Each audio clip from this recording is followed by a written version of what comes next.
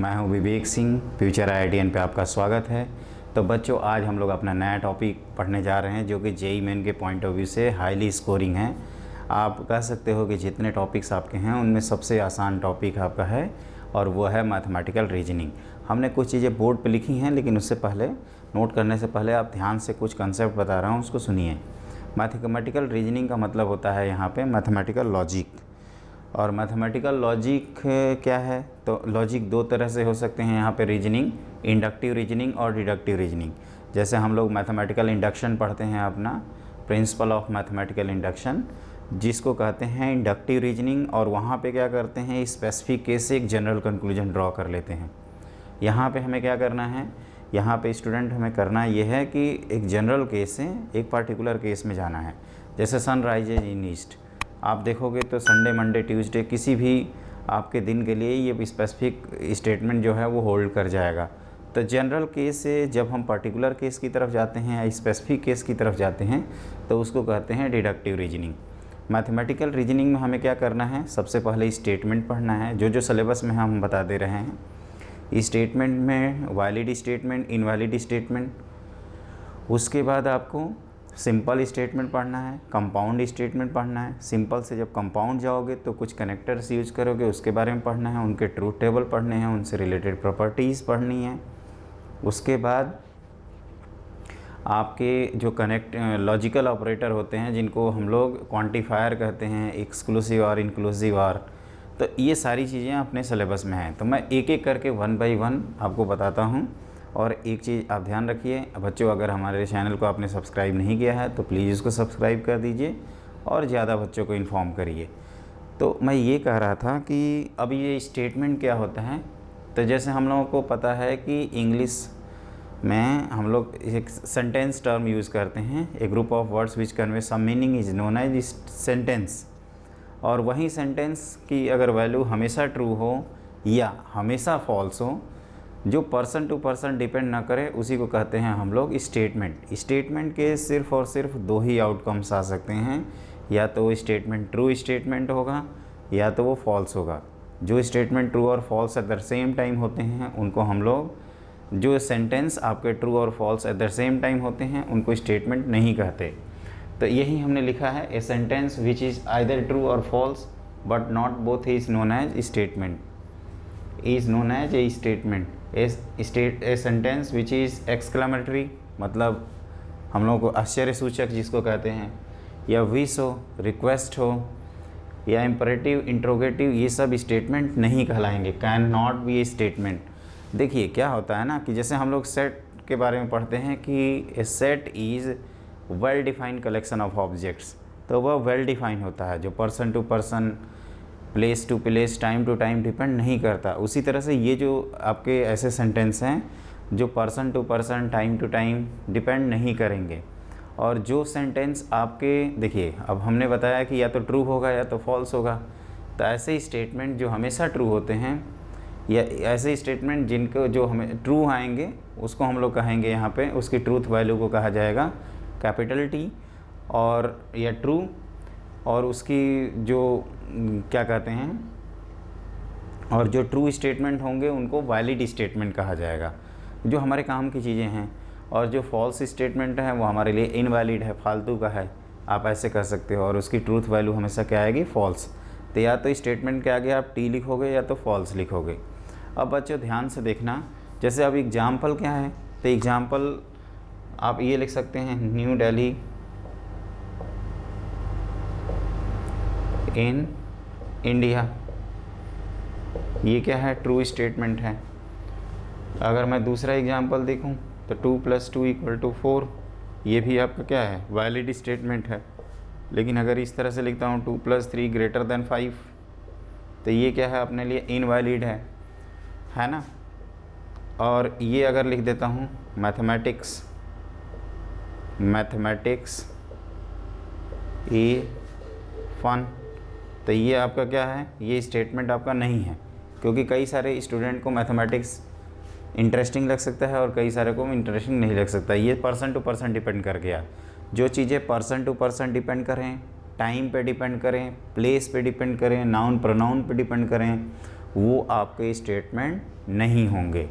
तो स्टेटमेंट होंगे कौन? तो आप कहोगे सर वैसे सेंटेंस जिनकी ट्रूथ वैल्यू या तो ट्रू आए या तो फॉल्स आए एट द मोमेंट, उस तरह के जो भी सेंटेंस होंगे उसको कहा जाएगा स्टेटमेंट। तो फिर जैसे मैं बता रहा था आपको, स्टेटमेंट के दो टाइप्स होते हैं, सिंपल और कंपाउंड। सिंपल क्या होता है तो मैं एक एक करके आपको एक्सप्लेन करता हूँ। तो सिंपल बच्चों ये होता है कि ऐसा स्टेटमेंट जिसकी ट्रूथ वैल्यू किसी अदर स्टेटमेंट पे ना डिपेंड करे। जैसे ये जब हम लोग देख रहे हैं तो इसके लिए हम नीचे नहीं देखे, ये सब आपके सिंपल हैं। कंपाउंड होगा जब सिंपल को ऐड करके बनाएंगे तो उनके लिए कनेक्टर्स यूज़ करेंगे, हमें उन्हीं कनेक्टर्स के बारे में स्पेशली पढ़ना है। तो अब आप लिखो सिंपल स्टेटमेंट। तो देखो बच्चों, मैंने कुछ डेफिनेशन बोर्ड पे ऑलरेडी लिख रखा है, जैसा कि मैं आपको समझा रहा था। सिंपल स्टेटमेंट वो स्टेटमेंट होते हैं जिनकी ट्रूथ वैल्यू या जिनका जो रिजल्ट है वो अदर स्टेटमेंट पर डिपेंड ना करे। जैसे मान लीजिए कि कोई हम चीज़ पढ़ते हैं और तुरंत कंक्लूजन ड्रॉ कर लेते हैं और उसके लिए हमें किसी अदर स्टेटमेंट की हेल्प की ज़रूरत नहीं है, तो उस तरह के जो भी स्टेटमेंट होंगे उनको क्या कहेंगे? सिंपल। और ये थोड़ा सा डेफिनेशन सेक्शन है, अब इसके बाद इंटरेस्टिंग सेक्शन आपका स्टार्ट हो जाएगा। और दो या दो से ज़्यादा सिंपल स्टेटमेंट को कंबाइन कर दोगे तो क्या बनेगा? कंपाउंड। जैसे एलिमेंट कंपाउंड हम लोग केमिस्ट्री में पढ़ते हैं, सिमिलर लॉजिक से यहाँ पे भी है। अब जैसे सिंपल से जब कंपाउंड गए हैं तो कुछ तो एडिशन या कनेक्टिव्स या लॉजिकल ऑपरेटर्स तो यूज़ किए ही होंगे, तो उन्हीं लॉजिकल ऑपरेटर्स के बारे में पढ़ना है। जैसे ये मैंने लिखा है कि statement which is combination of two और more simple statement is known as compound statement. यहाँ पे जो सिंपल स्टेटमेंट होते हैं उनको कंपोनेंट्स कहते हैं। जैसे if x is divisible by 2 then x is an even number. तो x is an even number ये एक स्टेटमेंट है, और ये एक स्टेटमेंट है x इज़ डिविजिबल बाई 2। अब क्या है, इफ़ और देन से इसको जोड़ दिए हैं तो इसको लॉजिकल ऑपरेटर कहा जाएगा। ABC is an equilateral if and only if its sides are equal. तो ये दो स्टेटमेंट को ऐड करने वाला इफ़ एंड ओनली इफ़, जिसको डबल एरो हम लोग कहते हैं। Double arrow implies and implied by 42 is divisible by 6, 42 is divisible by 7, और उस पर बीच में कौन ऐड आ रहा है? एंड। तो इन्हीं ऑपरेटर्स के बारे में पढ़ना है। तो अगर आपको ये सब नोट करना है तो आप इत्मीनान से नोट कर सकते हैं, या केवल सुनेंगे भी तो चलेगा। इसके बाद की जो मैं चीज़ें बताऊंगा उसको आप ज़रूर नोट करिएगा। तो मैंने क्या बताया अभी तक? सिंपल बताया, कंपाउंड बताया। अब हम लोग पढ़ते हैं अपना लॉजिकल ऑपरेटर्स। तो देखिए बच्चों, मैं ये कह रहा था आपसे कि जो सिंपल स्टेटमेंट है उनको हम लोग कुछ लॉजिकल ऑपरेटर्स यूज़ करते हुए कंपाउंड स्टेटमेंट में कन्वर्ट करते हैं। तो उन्हीं लॉजिकल ऑपरेटर्स के बारे में हम लोगों को पढ़ना है। वो कौन हैं, क्या हैं, उनके से रिलेटेड प्रॉपर्टीज़ क्या हैं, और सबसे इम्पॉर्टेंट उनके ट्रूथ टेबल क्या हैं। जैसे कि हम लोग लॉजिक गेट में पढ़ते हैं फिजिक्स वाले पार्ट में, एग्जैक्टली उसी तरह से ये भी है। बस फ़र्क ये है कि वहाँ पे आपका इनपुट रहता है और यहाँ पे आपके सब स्टेटमेंट्स हैं। सब मतलब उसके जो कंपोनेंट्स कह रहे थे। तो देखिए, लॉजिकल ऑपरेटर्स और कनेक्टिव्स जो अपने सिलेबस में है वो कितने हैं? 5। कौन कौन से? एंड है, इसको इंटरसेक्शन कहते हैं, ऐसे सिंबल यूज़ करते हैं। इंटरसेक्शन सेट थ्योरी में उल्टा यू लिखते हैं, यहाँ पे इस तरह से उल्टा वी लिख दीजिए। इसका नोटेशन ये है P इंटरसेक्शन Q, पढ़ेंगे P इंटरसेक्शन Q ही। और इसको बोलते हैं कंजंक्शन।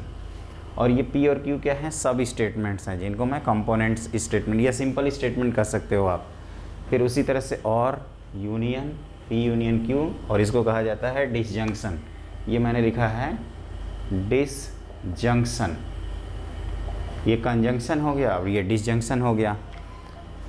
नॉट, ये टिल्ड ऑपरेटर है जो अपने कीबोर्ड में सबसे लेफ्ट साइड में रहता है ऊपर की तरफ, या कॉम्प्लीमेंट, नॉट P या P कॉम्प्लीमेंट। निगेशन कहते हैं इसको, डिनायल। फिर इफ़ देन होता है, इफ़ P देन Q, तो इस तरह से पढ़ते हैं, if P then Q। Implies, ये दोनों में से कोई भी यूज़ कर सकते हैं। वैसे हम लोग इसको प्रीफर करते हैं क्योंकि ये आसान होता है लिखना। और इसको कहते हैं इम्प्लीकेशन या कंडीशनल। यहाँ पे कंडीशनल सुपरइम्पोज है, कंडीशन। जैसे यहाँ पे लिखा है P देन Q, तो ये P को एजम्पशन कहा जाता है और Q को कहा जाता है कंक्लूजन। और इसी में एरो को दोनों तरफ कर देंगे तो इफ़ एंड ओनली इफ़ हो जाएगा, जिसको IFF कहते हैं। इसको भी हम लोग पढ़ते हैं इफ़ एंड ओनली इफ़। और ये डबल एरो या डबल इस तरह से भी लिख सकते हैं। और P implies and implied by Q, और इसको कहा जाता है बाई कंडीशनल। अब कंडीशन दोनों तरफ से हो गई तो बाई कंडीशनल कहिए या इक्वलेंस कहिए। तो हमें क्या करना है, ये जितने लॉजिकल ऑपरेटर्स हैं इन सब के ट्रूथ टेबल पढ़ने हैं और उसको आपको याद रखना है। आप उसके ट्रूथ टेबल को भूल नहीं सकते। आपको ट्रूथ टेबल याद रखना है इन पांचों का, फिर इनसे रिलेटेड कुछ कंडीशनल की प्रॉपर्टीज़ हैं वो हम आपको बता देंगे, और फिर एक एक करके 1 बाई 1 हम लोग आगे बढ़ते हैं। तो मेरे ख्याल से ये आप आराम से नोट कर लीजिए, क्योंकि यही है आपका जो भी है वो यही है। आप ये कंसेप्ट क्लियर करके रखोगे तो आप देखिएगा क्वेश्चन आपका सेकंडों में हो जाएगा, मिनटों तो छोड़िए, सेकंड में। 10 सेकंड से ज़्यादा का क्वेश्चन होता ही नहीं है इस मैथमेटिकल रीजनिंग का, अगर आपको आता है तो I hope it should be clear to all of you. अब मैं सबके ट्रूथ टेबल बताता हूँ।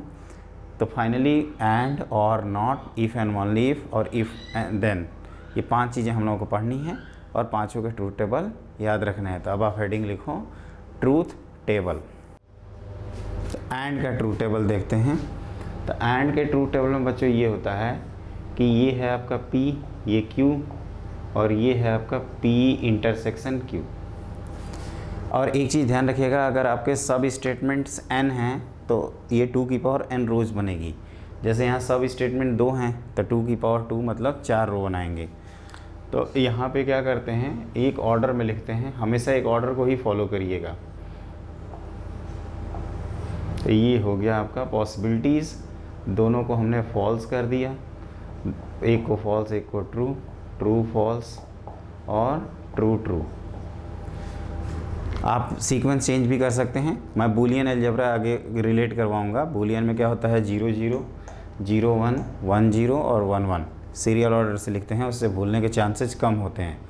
तो बच्चों ये इंटरसेक्शन, सेट थ्योरी में इंटरसेक्शन का मतलब हम लोग क्या जानते हैं, इंटरसेक्शन का मतलब कि अगर 2 सेट में एलिमेंट प्रेजेंट हैं तो कॉमन आएगा, अदरवाइज नहीं आएगा।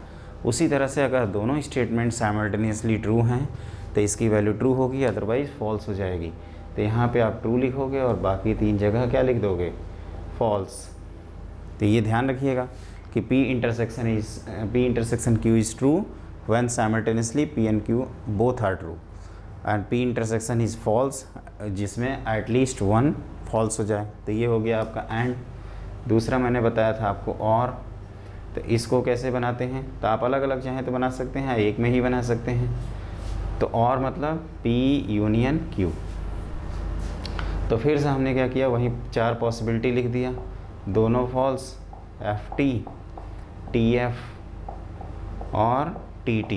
यहाँ पे आलस मत करिएगा, क्योंकि यहाँ आलस कर जाएंगे तो फिर काम गड़बड़ हो जाएगा।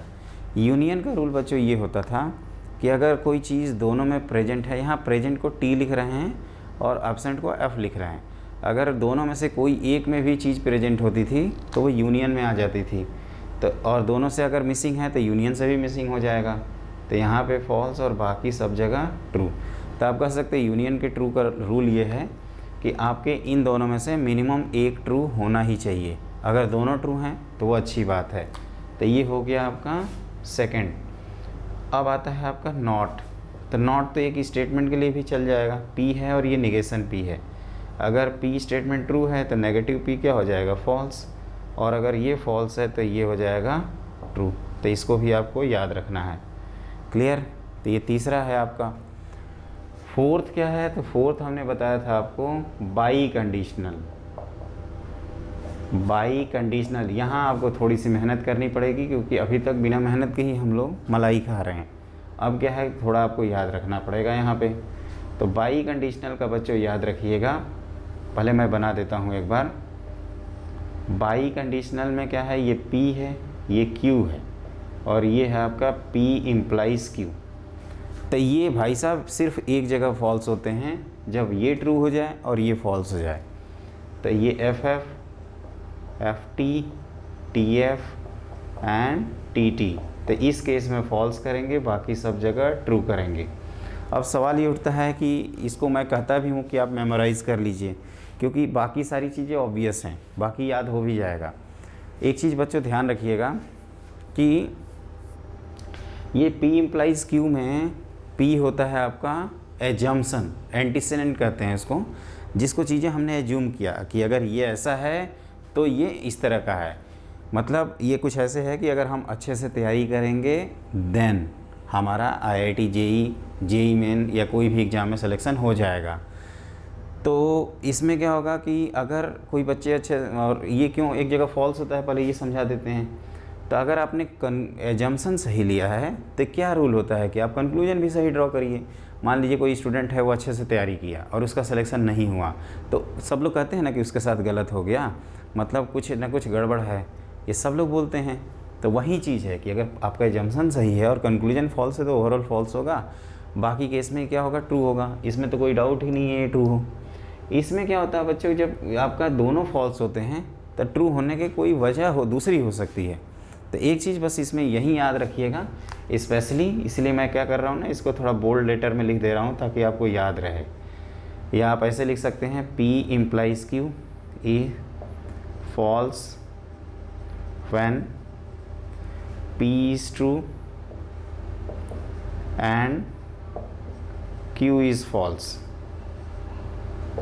तो ये याद रखिएगा। तो ये अभी तक हमने कितने किए, एंड बना लिया, और कर लिया, नॉट कर लिया, इफ़ देन हो गया। अब बचा कौन, पांचवा, इफ़ एंड ओनली इफ़। तो उसको मैं यहीं पे बना देता हूँ। तो आप हेडिंग लिखो इफ़ एंड ओनली इफ़, जिसको हम लोग क्या बोलते थे, बाई कंडीशनल। तो उसको मैं अलग से बनाता हूँ, ध्यान से देखिएगा, है ना। अभी तक तो जो थे वो सिंपल ही थे। By conditional. तो बच्चों ये है आपका student P implies and implied by Q। इसका मतलब होता है कि P logically equivalent to P implies Q simultaneously, Q implies P simultaneously, मतलब इंटरसेक्शन। और ये इसका मतलब होता है logically equivalent to, logically equivalent to, ऐसे पढ़ते हैं। और इसका मतलब ये हुआ कि जो राइट साइड में हमने चीज़ लिखी है इधर, वही चीज़ आपका लेफ़्ट साइड में भी लिखा हुआ है। तो आपको P इंटरसेक्शन Q का अगर ट्रूथ टेबल बनाना है, P implies and implied by Q का, तो आप क्या करेंगे, आप इसका ट्रूथ टेबल बनाएंगे, इसका ट्रूथ टेबल बनाएंगे और दोनों रिजल्ट का इंटरसेक्शन ले लेंगे। तो अब देखिए वो कैसे बनता है। तो ये है P, ये Q, ये P इम्प्लाइज Q, और ये Q इम्प्लाइज P, और ये P implies Q, intersection Q implies P। इसमें बहुत सारे पार्ट आ गए क्योंकि दो एक्स्ट्रा बढ़ जा रहे हैं। तो हमने क्या किया, ये पॉसिबिलिटीज़ पहले बना लिया,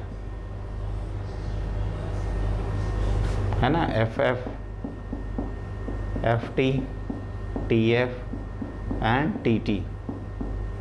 क्लियर, यहाँ तक सही है। अब देखो मैंने क्या बताया था कि P इम्प्लाइज Q एक जगह फॉल्स होगा, बाकी सब जगह ट्रू होगा। तो पहले फॉल्स वाले को ही लिख लिया करो। सिमिलरली जब Q से P की तरफ जाएंगे तो इस केस में Q से P, मतलब ये ट्रू ये फॉल्स हो तो क्या लिखेंगे, फॉल्स। बच्चों ये थोड़ा सा ध्यान रखिएगा, ये यहाँ पे हमने फॉल्स लिखा है और यहाँ पे फॉल्स लिखा है। ऐसा क्यों कर रहे हैं, पता चला आप लोगों को। P इम्प्लाइज Q में P अगर ट्रू और Q फॉल्स हो तो फॉल्स होगा, और Q इम्प्लाइज P में Q ट्रू और P फॉल्स हो तो फॉल्स हो जाएगा, बाकी सब जगह ट्रू। अब हमें क्या करना है, ट्रू और ट्रू का इंटरसेक्शन लेना है। यहाँ पे फॉल्स, यहाँ पे फॉल्स और यहाँ पे ट्रू। तो आप कह सकते हो कि P implies and implied by Q, इसी को कहते हैं हम लोग P implied and implied by Q। तो ये टीट फॉर टैट वाला है, जैसे को तैसा, जैसे को तैसा ऐसे कह सकते हैं, जैसे को तैसा ऐसे कहा जाता है ना, कोटेशन होता है टीट फॉर टैट, मतलब जैसा आप बिहेव करोगे वैसे सामने वाला भी बिहेव करेगा। तो अगर ये इनको मैचिंग कराना है तो या तो दोनों ईमानदार हों तो मैचिंग इनका हो सकता है, या दोनों के दोनों बेईमान हों तब इनकी मैचिंग हो सकती है। अगर एक ईमानदार है एक बेईमान है तो बहुत मुश्किल है एडजस्ट करना। ये नॉर्मल लाइफ में भी होता है, स्टेटमेंट के मामले में भी होता है। अगर दोनों ट्रू हैं तो ओवरऑल ट्रू, दोनों फॉल्स हैं तो ये भी ओवरऑल ट्रू। अगर एक ट्रू और एक फॉल्स हो गया तो गड़बड़। तो ये ऐसे टीट फॉर टैट से याद रखिएगा, दोनों ट्रू तो ट्रू लिखना है, दोनों फॉल्स तो फॉल्स लिखना है, और उसके बाद एक ट्रू एक फॉल्स है तो कॉन्ट्रडिक्शन की वजह से क्या लिख देंगे, F लिख देंगे। तो ये हमने पांचों के ट्रू टेबल बना दिए। अब एक होता है लॉजिकली इक्वलेंट, मतलब कि दोनों को लॉजिकली इक्वल तभी बोलेंगे, दो स्टेटमेंट को लॉजिकली इक्वल तभी होते हैं जब वो दोनों के सेम ट्रूथ टेबल हों। अगर ट्रूथ टेबल अलग हैं इसका मतलब वो दोनों स्टेटमेंट लॉजिकली अलग अलग हैं। तो अब हम लोग कुछ इम्पॉर्टेंट रिजल्ट लिखते हैं और फिर आगे बढ़ते हैं। तो लिखिए इम्पॉर्टेंट नोट पॉइंट। तो देखो बच्चों, मैं बता रहा था आपको लॉजिकल इक्विवेलेंस। लॉजिकल इक्विवेलेंस का मतलब होता है कि अगर दो स्टेटमेंट का ट्रूथ टेबल सेम हो तो उनको कहते हैं लॉजिकल इक्विवेलेंस। मतलब सिंपली वो आपको सेम मैसेज देना चाहते हैं। तो इस पॉइंट को ही हमने ये फॉर्मल वे में लिखा है। Two compound statement S1 PQ R आपके सब स्टेटमेंट हैं जिनको कंपोनेंट्स स्टेटमेंट कह रहे हैं। हम लोगों को ज़्यादातर मुलाकात PQ से ही होगी, कहीं कहीं 3 रहते हैं। NS2 PQR are said to be logically equivalent या simply equivalent if they have same truth values for all logical possibilities। मतलब अगर हम एक का ट्रूथ टेबल उठाएं और दूसरे पे रख दें और वो पूरा आउटकम्स ओवरलैप कर जाए, इसका मतलब वो दोनों लॉजिकली इक्विवेलेंट हैं। तो जैसे अब क्या है, ये कैसे पता चलेगा? तो देखिए ध्यान से, पहला इसमें जो रिजल्ट होता है जो सबसे इम्पॉर्टेंट है वो है कि P इम्प्लाइज Q को आप logically negation P union Q भी लिखते हैं। अब अगर इन दोनों को प्रूव करना है तो हम लोग क्या करेंगे, इन दोनों का ट्रूथ टेबल बनाएंगे PQ, देखते जाइएगा। तो ये हमने P और Q के 4 पॉसिबिलिटीज़ बना दिए, 1 2 3 और एक और बना दीजिए, ऐसे 4। तो ये दोनों false false true, true false और ट्रू ट्रू। अब देखो P इम्प्लाइज Q, ये तो मैंने बताया ही था। ये आपको एक जगह फॉल्स लिखना है और बाकी सब जगह ट्रू लिखना है, ये तो बताया था ना अभी थोड़ी देर पहले। इसको मैंने कहा भी था कि मेमोराइज कर लीजिएगा। अब क्या है कि आपको निगेशन P यूनियन Q चाहिए, तो पहले नेगेटिव P की डिमांड है तो वो लिखा जाए। तो ये कैसे होगा, इन्हीं को एक्सचेंज कर देंगे। तो फॉल्स का negation true, true false false. अब हम क्या कर रहे हैं, निगेशन P यूनियन Q कर रहे हैं। मतलब ये कि इन दोनों का यूनियन किया जा रहा है। तो ट्रू और फॉल्स का यूनियन ट्रू, ट्रू और ट्रू का यूनियन कितना आएगा, ट्रू। दोस्तों ये क्लियर है ना, F और F का यूनियन ये कितना होगा, फॉल्स। और ट्रू और F का दोस्तों यूनियन कितना होगा, ये आ जाएगा आपका ट्रू। तो आप एक बार ध्यान से देखो, अगर मैं ये ट्रूथ टेबल दोस्तों उठाऊं यहाँ पे और इसको यहाँ पे पुट कर दूं तो ये पूरा ओवरलैप हो जाएगा ना। मतलब आप इनको देख के तो नहीं कह सकते ना, ये कहोगे कि ये दोनों सेम हैं। एक्चुअली देखो ये नहीं, इन दोनों को देखना है ना हमें। तो आप ध्यान से देखिए TTFT। तो दोस्तों ये एक दूसरे को ओवरलैप करने की वजह से क्या हो जाएगा, ये एक दूसरे पे ओवरलैप करने की वजह से इनको लॉजिकली इक्विवेलेंट कहेंगे। तो ये अब हम लोगों को याद रखना है, दिस मस्ट बी मेमोराइज। आपको लॉजिक से याद रखना है, बार बार प्रूव करने का हमारे पास टाइम नहीं रहेगा, इसलिए हम इसको क्या कर लेंगे, इसको तो मग ही लेंगे। और भूल गए कभी तो आप इस तरह से कह सकते हो P implies Q। P implies Q का मतलब निगेशन P यूनियन Q। इस तरह से आप याद रखिएगा, याद रखना, पक्का भूलना मत। अब हम लोग ये देखते हैं कि जैसे और कौन कौन से रिजल्ट्स हैं तो उनको अब नोट किया जाएगा एक एक करके। तो देखो बच्चों, ये 2 इम्पॉर्टेंट रिजल्ट होते हैं जो बार बार आपको क्वेश्चन सॉल्व करते समय मैथमेटिकल रीजनिंग के दिखेंगे। और ये रिजल्ट्स हैं आपके टॉटोलॉजी, जिसको टॉटोलॉजी भी बोल सकते हैं, और एक होता है कॉन्ट्रडिक्शन। टॉटोलॉजी का मतलब कि ऑलवेज ट्रू स्टेटमेंट। सिंपल एक लैंग्वेज, एक वर्ड में अगर लिखना हो तो ऐसा स्टेटमेंट जो हमेशा ट्रू हो सभी लॉजिकल पॉसिबिलिटीज़ के लिए, उसकी लॉजिकल पॉसिबिलिटीज़ ट्रू हो या फॉल्स हो, इट डज नॉट मैटर।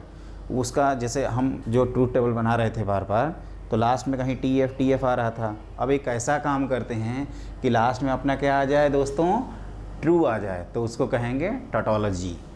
और अगर हमेशा फॉल्स आ जाता है तो उसको कहते हैं फैलेसी या कॉन्ट्रडिक्शन। ये दोनों सेम टर्म हैं, बी अलर्ट, इनमें से कोई भी यूज़ किया जा सकता है। ये जो जगह मैंने छोड़ी है ये शौकिया नहीं छोड़ी है बच्चों, आपको एग्जाम्पल के लिए दोस्तों बताया है। तो आप ध्यान से देखिए, तो इसका एग्जाम्पल है P लिखिए, निगेशन P लिख दीजिए।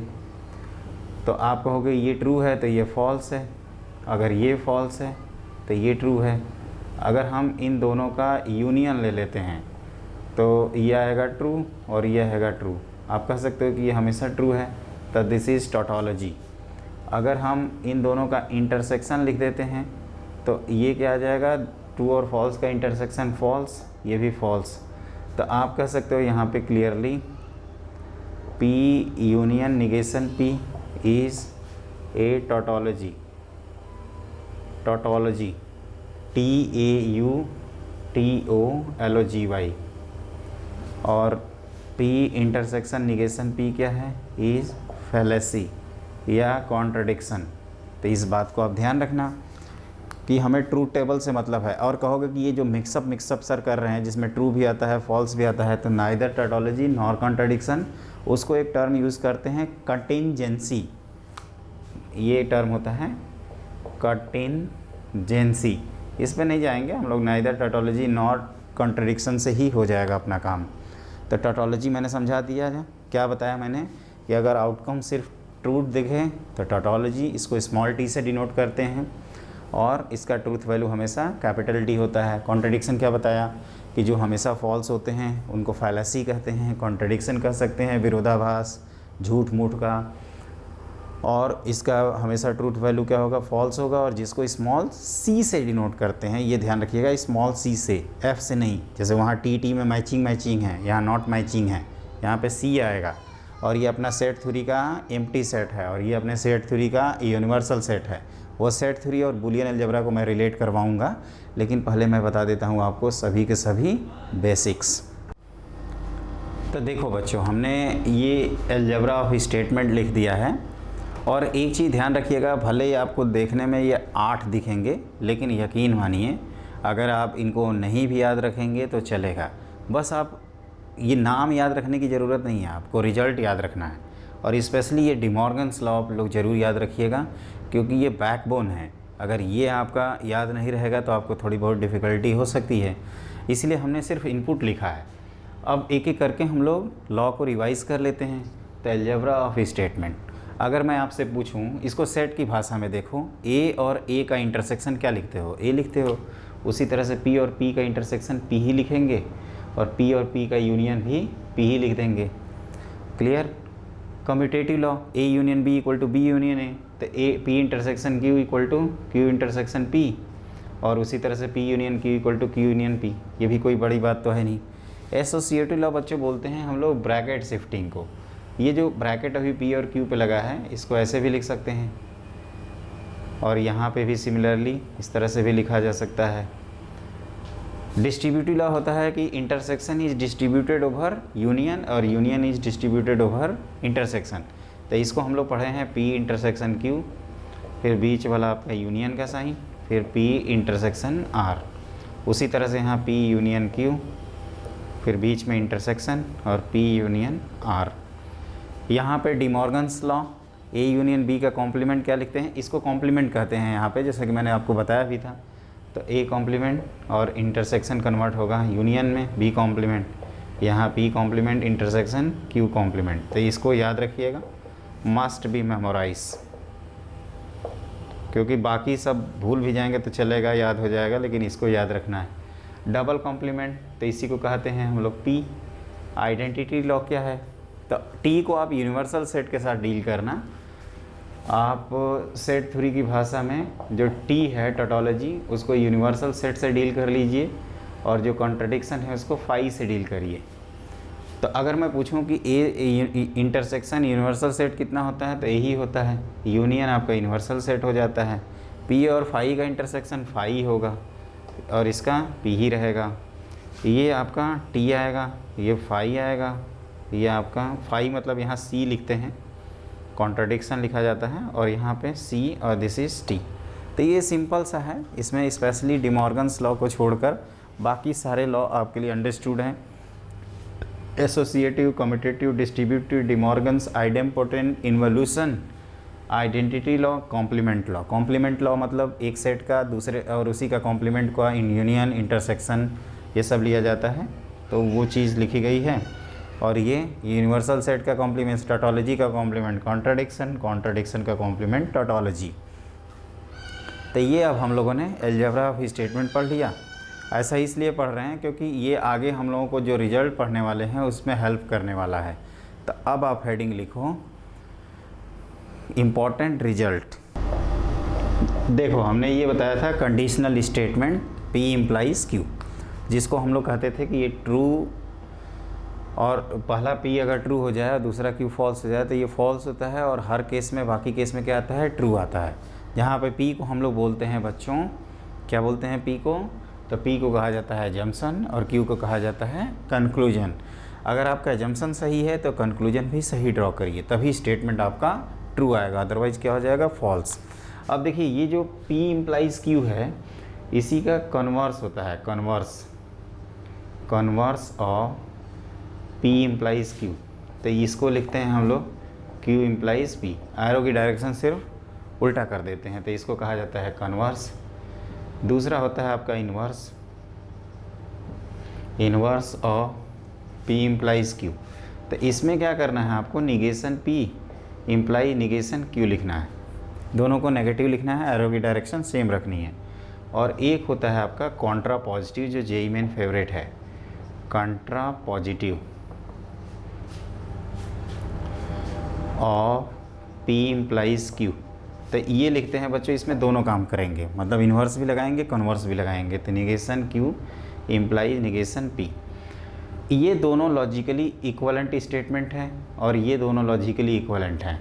These are logically equivalence, logically equal, और उसी तरह से ये भी हैं।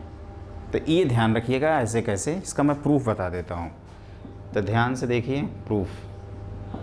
जैसे हम लोगों ने ये सीखा है कि P इम्प्लाइज Q को निगेशन P यूनियन Q लिखते हैं, मतलब फर्स्ट का निगेशन यूनियन सेकंड। तो उसी तरह से Q को लिखना हो, Q negation Q imply negation Q को, तो इसका यूनियन लिखोगे, negation of negative Q union second. तो ये हो जाएगा आपका, डबल निगेशन करने से Q आएगा और दूसरा भी, और A union B equal to B union A होता ही है, तो negative P union Q and this is equal to P implies Q।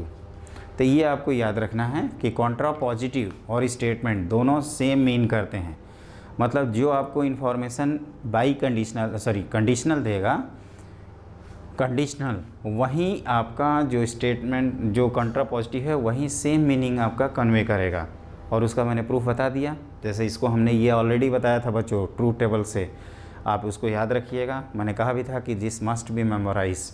एक बार सारा रिजल्ट्स हम फाइनली लिख देंगे, लेकिन मेरा काम है पहले अच्छे से एक्सप्लेन कर देना। और ये सब कैसे कर रहे हैं, तो अलजेब्रा के बेसिस पे कर रहे हैं। जैसे ये इसका कॉन्ट्रा पॉजिटिव लिख के और उसको कंक्लूड किया, तो इसका निगेशन Q निकला, इसका निगेशन P, मतलब इसका निगेशन लेना है और ऐसा चीज़ को लिखना है। तो यहाँ तक है, और फिर A union B B union A के इक्वल होता है। यही सब पढ़ने का फ़ायदा होता है। जब पता ही नहीं रहेगा तो A union B B union A लगाएंगे कैसे, ऐसे तो करेंगे नहीं, बीच में जाकर लटक गए, गिर गए वहीं पे। तो इसीलिए मैंने बताया है, एक सीक्वेंस में बता रहा हूँ, you just follow it and enjoy. और आज की क्लास जो है थोड़ी लेंदी है, वन शॉट शो है, तो बच्चों एक बार कर लोगे ना, यकीन मानो आपका क्वेश्चन जेई मेन का 100% हो जाएगा। अगर नहीं हो, एक भी क्वेश्चन गलत हो, तो कॉन्टैक्ट टू मी, ऐसा नहीं होगा, वो आपसे हो जाएगा 100%। मैं कुछ कराऊंगा क्वेश्चन, कुछ आप करिएगा। तो ये है इम्पोर्टेंट रिजल्ट। मैंने कंडीशनल का आपको कन्वर्स बता दिया, इन्वर्स, कन्वर्स में एरो उल्टा, इन्वर्स में नेगेटिव नेगेटिव, कंट्रा पॉजिटिव में दोनों वर्क। फिर मैंने बताया कि कंडीशनल और कंट्रा पॉजिटिव सेम होते हैं और ये दोनों आपस में सेम होते हैं। क्लियर? तो इस बात को ध्यान रखिएगा। अब हम लोग आगे बढ़ते हैं और लिखते हैं negation of the given statement. देखो बच्चों, निगेशन आगे बढ़ने से पहले एक छोटा सा पॉइंट है, इसको कहते हैं ड्यूअल। ड्यूअल का मतलब क्या होता है? ड्यूअल का मतलब ये होता है कि अगर मान लीजिए आपके दो स्टेटमेंट हैं, एक स्टेटमेंट S1 है, एक S2 है। ध्यान से सुनिएगा, अगर हम S1 के जितने स्टेटमेंट हैं उनमें यूनियन की जगह इंटरसेक्शन, इंटरसेक्शन की जगह यूनियन, T की जगह C, T मतलब टोटोलॉजी की जगह कॉन्ट्राडिक्शन, कॉन्ट्राडिक्शन की जगह टोटोलॉजी लिख दें, तो जो न्यू पैटर्न बनेगा उसको ड्यूअल ऑफ पुराना पैटर्न कहा जाएगा। तो उसी को एक फॉर्मल वे में लिखे हैं, two statement S1 and S2 are said to be dual of each other if one can be obtained from the second, कोई भी फर्स्ट सेकेंड हो सकता है, replacing intersection by union, union by intersection, T by C, C by T। अब जैसे एक ये theorem होता है कि एस स्टार पी क्यू अगर ड्यूल है एस पी क्यू के, then S star negation P negation Q की value minus times S P Q होगा। इसको मैं एक एग्जाम्पल से प्रूव कर देता हूँ। देखिए ध्यान से, जैसे एस पी क्यू को मान लेते हैं अपना पी यूनियन क्यू, कोई भी लिख सकते हैं, कोई दिक्कत नहीं है। तो negation of S star P Q का मतलब हो गया कि आपको लिखना है negation of P union Q, और ये लग जाएगा आपका डिमॉर्गन्स, तो ये हो जाएगा आपका निगेशन क्यू। अब हम लोग एस स्टार की बात करें पी क्यू, तो हमने क्या बताया था, ये ड्यूल है, तो पी यूनियन क्यू का ड्यूल हो जाएगा पी इंटरसेक्शन क्यू। अब S star negation P common negation Q, तो जहाँ जहाँ पी है वहाँ नेगेटिव पी लिख दीजिए, और जहाँ जहाँ क्यू है वहाँ नेगेटिव क्यू लिख दीजिए। तो ये दोनों से एक रिजल्ट आ गया। तो यहाँ से हम लोग ये कंक्लूड कर लेते हैं कि निगेशन पी निगेशन क्यू, ये बेसिकली निगेशन आपका बाहर चला जाएगा और ये बन जाएगा पी कॉमा क्यू। इस तरह से एक स्टेटमेंट होता है। और ये जो हमने 2 के लिए किया है ना, वो 3 के लिए भी हो सकता है। तो पॉइंट टू बी नोटेड, इसमें क्या किया हमने, फिर से बताता हूँ। पी यूनियन की मान लीजिए अगर आपको इसमें प्रॉब्लम है तो आप अपने मन से कोई भी पसंदीदा यहाँ स्टेटमेंट लिख दो। पी और क्यू, पी क्यू आर करोगे तो थोड़ा लेंदी होगा। फिर हमने कहा कि निगेशन लगाना है मतलब इंटायर, तो ये डिमॉर्गन्स का रिजल्ट लगाया। एस स्टार मतलब ड्यूअल, तो ड्यूअल में क्या पढ़े थे कि जहाँ यूनियन है वहाँ इंटरसेक्शन लिख देना। अब S star negation P negation Q का मतलब इसी में जहाँ जहाँ पी और क्यू है वहाँ नेगेटिव पी नेगेटिव क्यू लिखना। तो क्या ये दोनों सेम हैं, तो आप कहोगे यस, तो इसका मतलब ये रिजल्ट सेम है। वैसे मैंने एक स्पेसिफिक एग्जाम्पल लिया है बच्चों, लेकिन दोस्तों ये भी ध्यान रखिएगा कि ये हर चीज़ के लिए होल्ड करता है, तो बी क्लियर अबाउट दैट। और ये ड्यूअल का कंसेप्ट क्लियर है। वैसे एग्ज़ाम के लिए कम अब सवाल ये उठता है कि सर इसका फ़ायदा क्या है, प्रॉफिट क्या है, रिजल्ट क्या है। तो देखो बच्चों, इसका फ़ायदा ये है कि कभी कभी क्या होता है ना, अभी तो मान लीजिए 12th लेवल पे आपकी ज़रूरत नहीं पड़ेगी, लेकिन जैसे ही कॉलेज एजुकेशन में सर्किट ब्रांच लेंगे, सर्किट ब्रांच मतलब इलेक्ट्रॉनिक्स, इलेक्ट्रिकल, कंप्यूटर साइंस, इन सब का, तो उसमें जो सर्किट्स होती हैं ना, तो कभी कभी हमें सर्किट को सिंप्लीफाई करने के लिए उसका ड्यूअल लिखना पड़ता है। ड्यूअल लिख के चीज़ें जल्दी सिंप्लीफाई हो जाती हैं। तो हम लोग क्या करते हैं, पहले सर्किट को ड्यूअल में कन्वर्ट करते हैं, वहाँ अपना के मैप, डिमॉर्गन्स लॉ, ये सब यूज़ किया जाता है। और फिर जैसे सर्किट सिंप्लीफाई हो जाता है, फिर उसका ड्यूअल लिख के हम लोग फर्दर जो इनिशियल स्टेज है वहाँ पहुँच जाते हैं। तो ये होता है एडवांटेज। तो हमें कोई भी काम ऐसा करना है जिससे सारे रिजल्ट्स आपके मेंटेन रखें। तो ये ध्यान रखिएगा, negation P intersection negation Q था। तो मेरे ख्याल से ड्यूअलिटी मैंने एक्सप्लेन कर दिया। अब मैं जो बता रहा था आपको कि निगेशन ऑफ बाई कंडीशनल और कंडीशनल कैसे लिखते हैं, अब उसको देखा जाए। तो लिखिए next heading, negation of P implies Q. ध्यान से देखिए, तो this is equivalent to negation of P implies Q. और हमने आपको बताया है कि इसको आप लिख सकते हैं निगेशन पी यूनियन क्यू। ये ऐसा क्यों लिखा, क्योंकि पी इम्प्लाइज क्यू को हम लोगों ने ये ऑलरेडी लिखा हुआ था, ये ऑलरेडी प्रूव कर चुके हैं। और यहाँ लग जाएगा डिमॉर्गन्स, तो P imply negation Q, sorry P intersection negation Q. तो ये ध्यान रखिएगा। दूसरा होता है निगेशन ऑफ बाई कंडीशनल। इसको तो आप यादें रखें तो अच्छा है, मेमोराइज। और सबसे इम्पॉर्टेंट बच्चों रिजल्ट ये है कि इफ़ देन का जो नेगेटिव होता है वो इफ़ देन में नहीं आता। एग्ज़ाम में क्या होता है ना, 2 ऑप्शन आपके इफ़ देन वाले रहते हैं, तो उनको हटा देते हैं। और अभी मैं क्वेश्चन कराऊंगा एक एक करके, लाइन बाय लाइन। आपको मैं क्वेश्चन इसलिए नहीं अभी करा रहा हूँ क्योंकि, और यकीन मानिए बच्चों, अगर आप मेरी क्लास देख रहे हैं तो प्लीज़ आप लास्ट तक देखिए। एक बार पूरा क्लास देख ले लीजिए और उसके बाद अपने ज़िंदगी का कोई भी मैथमेटिकल रीजनिंग का क्वेश्चन उठा के लाइए, मैं गारंटी देता हूँ वो आपसे सॉल्व हो जाएगा, गारंटीड। तो वही चीज़ हम आपको बता रहे हैं कि इसको पहले हमने लिखा पी इम्प्लाइज क्यू इंटरसेक्शन, आगे क्यू इम्प्लाइज पी। फिर क्या करेंगे, डिमॉर्गन्स लगाएंगे। तो निगेशन पी इम्प्लाइज क्यू, और ये यूनियन में कन्वर्ट हो जाएगा negation P implies, sorry Q implies P.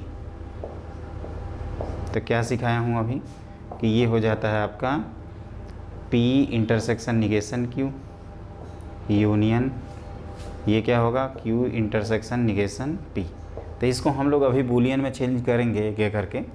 तो ये हो गया negation of P implies Q, P intersection negative Q, और negation of P implies and implied by Q, इसको इस तरह से लिख सकते हैं। तो बच्चों अब हम लोग पढ़ने जा रहे हैं अपना एक और छोटा सा टॉपिक है, उसको भी पढ़ ही लीजिए जब इतना पढ़ लिए तो। वो होता है आपका क्वांटिफायर, जो क्वांटिटी बताते हैं, क्वांटिफायर। तो कौन कौन से ये हैं? तो देयर एग्जिस्ट फॉर ऑल, या जिसको इस तरह से लिखते हैं, और एक होता है एट लीस्ट। तो ये सब आपके क्वांटिफायर्स हैं, ये क्वांटिटी बताते हैं, क्वांटिफायर्स। तो जैसे मैं कुछ एग्जांपल लिखता हूँ, उसमें आपको क्वांटिफायर चेक करना है। क्लियर? तो ये आप नोट कर लीजिएगा इत्मीनान से, फिर मैं कुछ और एक्सप्लेन करता हूँ क्वांटिफायर के बारे में। क्वांटिफायर्स का मतलब वो लॉजिकल ऑपरेटर, जैसे देयर एग्जिस्ट को हम लोग कैसे लिखते हैं, इस तरह से उल्टा ही लिखते हैं। वैसे इतना यूज़ नहीं किया जाता है, बहुत कम यूज़ करते हैं इसको, लेकिन उल्टा कैपिटल ई को पढ़ते हैं देयर एग्जिस्ट। ये होता है ए को उल्टा लिख देते हैं थोड़ा काट के, तो इसको कहते हैं for all, for every, for each, और एक होता है एट लीस्ट। तो ये सब क्वांटिफायर हैं, ये सब ये बताते हैं कि कौन सा जो चीज़ है वो कितनी क्वांटिटी में है। देयर एग्जिस्ट का मतलब एट लीस्ट इसेंशियल, एक मिनिमम ज़रूर है। फॉर ऑल का मतलब कि जो सेट के एलिमेंट्स हैं वो सभी के सभी उस रूल को फॉलो कर रहे हैं। और एट लीस्ट का मतलब होता है कि देयर एग्जिस्ट, मतलब एट लीस्ट मिनिमम एक तो है ही। तो अब आप अगला हेडिंग लिखो, इसमें एक एग्जांपल देते हैं और आपको क्वांटिफायर जज करना है। तो देखिए बच्चों, ये हम बता रहे हैं निगेशन। जैसे हम लोगों ने आपको बताया, हमने आपको कि there exist, for all, for every, ये सब आपके क्वांटिफायर्स हैं। तो निगेशन ऑफ नन का निगेशन हो जाएगा एट लीस्ट वन, सम, या फॉर नन मतलब पूरा हमने साफ़ कर दिया, सेट में कोई नहीं है। देयर एग्जिस्ट दिखा के हम एक दिखाना चाहते हैं, सम दिखा के हम कुछ दिखाना चाहते हैं, फ्यू दिखा के हम कुछ दिखाना चाहते हैं। सम ए आर बी, या there exist A which is B का निगेशन होगा no A are B, no A is B, कोई भी ए बी नहीं है। या there does not exist any A which is B. और negation of all A are Bs का सभी ए के ए बी हैं, मतलब कुछ ए ऐसे हैं जो बी में नहीं हैं, बी नहीं है। इस तरह से आप निगेशन लिख सकते हो। और एक चीज़ लास्ट टॉपिक और ध्यान रखिएगा, इसमें और होता है एक और जो हम लोग पढ़ते हैं। तो ये दो तरह के और होते हैं, एक होता है इंक्लूसिव और एक होता है एक्सक्लूसिव और। एक्सक्लूसिव और का मतलब कि वेन डायग्राम में आपका आइदर ए और बी, ये आपका एक्सक्लूसिव और है। और इंक्लूसिव और एक होता है बच्चों, इंक्लूसिव और का मतलब कि आइदर ए और बी और बोथ। तो ये आपका क्या है, इंक्लूसिव आर है। ये क्या है, एक्सक्लूसिव आर है। तो इस चीज़ को ध्यान रखिएगा। जैसे इंक्लूसिव और एक्सक्लूसिव आर का मैं एक एग्जांपल बताऊं, तो वो एग्जांपल है, पहली चीज़ एग्जांपल क्या है, तो देखिए ध्यान से सुनिएगा। पहले तो आप लिख लीजिए आराम से। तो एग्जांपल ये है बच्चों कि जैसे मान लीजिए कि किसी देश में जाना है हमें, और वहाँ का कुछ दो कार्ड, आपको दो में से मिनिमम एक चाहिए। या जैसे आपकी सोसाइटी में एंट्री करने के लिए दो में से मिनिमम एक कार्ड चाहिए। तो अगर किसी बंदे के पास दो कार्ड होगा तो क्या उसको एंट्री मिलेगी? तो कहोगे कि यस मिलेगी, वो तो एडवांटेज है, मिनिमम एक चाहिए, वो दोनों फुलफिल कर रहा है। और एक्सक्लूसिव आर का सबसे बेहतर एग्जांपल है कि अगर आपको ऑप्शनल आप 5 ही सब्जेक्ट ले सकते हैं 12th में, और अगर आपका 5वां सब्जेक्ट ऑप्शनल है तो वहाँ पे आप कोई एक सब्जेक्ट लोगे। जैसे मान लीजिए ऑप्शनल में कंप्यूटर साइंस और फिजिकल एजुकेशन है, तो या तो आप कंप्यूटर साइंस लोगे या तो फिजिकल एजुकेशन लोगे। ऐसा हम नहीं करते कि 100 नंबर का पेपर है तो 50 नंबर का कंप्यूटर साइंस और 50 नंबर का फिजिकल एजुकेशन ऑब्लिक करके लगा देंगे, ऐसा नहीं होता। तो ये एक्सक्लूसिव आर है। जैसा कि हम लोग ए ले सकते हैं या बी ले सकते हैं या कुछ नहीं, मतलब दोनों एक साथ साइमल्टेनियसली नहीं ले सकते। जैसे दो अलग अलग स्ट्रेट लाइन है सेम प्लेन में, तो वो दोनों लाइन या तो पैरेलल होंगी या तो इंटरसेक्टिंग होंगी। पॉइंट टू बी नोटेड, मैंने सेम प्लेन बोला, 3D वाला नहीं। 3D में ऐसा हो सकता है कि दो अलग अलग प्लेन की लाइन ना तो पैरेलल हो ना ही इंटरसेक्टिंग हो, ऐसा इट में बी पॉसिबल, जिसको हम लोग क्या बोलते थे, स्क्यू लाइंस। तो इस तरह से हमने आपको कॉन्सेप्ट बता दिया बच्चों। इसमें एक और कॉन्सेप्ट है आपका बूलियन अलजेब्रा, तो उसको मैं चाहूँगा कि जो अगली क्लास है आपकी, उसमें हम क्या करेंगे, एक बार बूलियन अलजेब्रा बताएंगे और क्वेश्चंस मैं सॉल्व करना बताऊंगा। तो मेरी रिक्वेस्ट ये है कि अगली क्लास करने से पहले इस क्लास को आप एकदम अच्छे से देख लीजिए। जब पूरी क्लास आप कर लेते हैं तब अगली क्लास देखिए। अगर जिन बच्चों की थ्योरी पार्ट पहले से ही क्लियर है तो वो नेक्स्ट क्लास आप डायरेक्टली देख सकते हैं। उसमें क्या मैं बताऊँगा, तो जो इम्पोर्टेंट रिजल्ट है जो आपको याद रखना है, और क्या बताएंगे, बूलियन अलजेब्रा, और हर क्वेश्चन को हम लोग बूलियन से, मैथमेटिकल लॉजिक से या सेट थ्योरी से करने की कोशिश करेंगे। Hi everyone, welcome to online classes of future IITian। तो बच्चों, अब हम लोग मैथमेटिकल रीजनिंग का ये आपका सेकंड क्लास है, और सबसे इम्पॉर्टेंट चीज़ ये है बच्चों कि इसमें हम आपको सिखाने जा रहे हैं बूलियन अलजेब्रा, जो आप पढ़ के और एकदम किसी भी क्वेश्चन को विदिन 5 to 10 सेकेंड आप कर लेंगे। तो आप टेंशन मत लीजिए, हमारे साथ बने रहिए, हमारे चैनल को सब्सक्राइब करिए और ज़्यादा से ज़्यादा बच्चों को इन्फॉर्म करिए। तो देखिए बच्चों, हमने थ्योरी पार्ट ऑलरेडी कर रखा है। जो बच्चे हमारा ये क्लास देख रहे हैं उन बच्चों से आपसे हाथ जोड़ कर रिक्वेस्ट है कि आप पहली क्लास देखने के बाद ही देखें, क्योंकि बहुत सारे कॉन्सेप्ट्स हैं, क्लास थोड़ी बड़ी ना हो जाए, आप लोग थोड़ा बोर ना हो, इसलिए हमने 2 पार्ट में बांट दिया। पहले तो मन बनाया था कि एक ही क्लास में पूरा कवर करूँगा, लेकिन फिर लगा कि नहीं, प्लेलिस्ट में जब पढ़ा ही रहेगा क्लास तो जो बच्चा देखना चाहेगा दोनों देख लेगा। तो बच्चों, आपके कम्फर्टनेस के लिए मैंने किया। और दूसरी चीज़ ये कि आप इसकी रिजल्ट्स हमने ऑलरेडी पिछली क्लास में प्रूव कर रखे हैं, लेकिन वैसे मैं रिजल्ट्स लिखता जाऊंगा कौन सा रिजल्ट यूज़ कर रहा हूं। तो आप वो क्लास ये देखेंगे तो आपको हर चीज़ समझ में आएगा। पिछली क्लास में हम लोगों ने basic statement, compound statement, simple statement, connectives, and और नॉट, कंजंक्शन, डिसजंक्शन, जितनी सारी चीज़ें हैं, conditional, bi conditional, converse, inverse, contrapositive, quantifier, exclusive और इंक्लूसिव और अलजेब्रा ऑफ स्टेटमेंट्स, एवरीथिंग हम लोगों ने पढ़ रखा है। आज की क्लास में हम पहले बूलियन सिखाएंगे और फिर आपको लाइन से 10 क्वेश्चन करा देंगे। फिर आप देखिएगा सुपर कॉन्फिडेंस आ जाएगा और आप एकदम जेई के पेपर को इस तरह से फोड़ दोगे इस क्वेश्चन को, और कुछ आए ना आए ये क्वेश्चन तो ज़रूर आएगा आपको, इतनी मेरी गारंटी है।